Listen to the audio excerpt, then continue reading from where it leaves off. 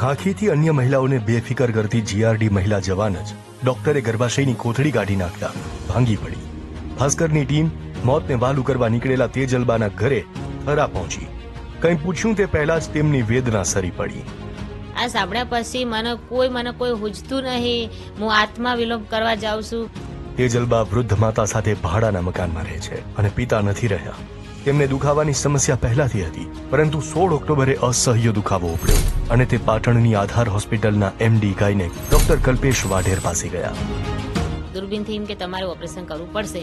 પછી મેં આ પાડી. બરાબર, મેં આ પાડી તો પછી મારી સહી લીધી. કોરા કાગળમાં મારી સહી લીધી. પછી જે બીજો ભાઈ હતો ને એમણે ડોક્ટર એ ગૌરવ કરીને હતો ભાઈ હતો, એક અશ્વિન કરીને આ ડોક્ટર ત્રણેય મળેલા હતા. બરોબર. ઓપરેશન પછી બળતરા વધી. આખી રાત રડતા રડતા વિતાવી, પણ ડોક્ટર હમણાં દુખાવો રહેશે તેમ કહેતા રહ્યા. માસિક પણ ન આવતા સોનોગ્રાફી કરાવી, જેમાં ગર્ભાશયની કોથળી ન હોવાની જાણ થતા પગ નીચેથી જમીન સરકી ગઈ.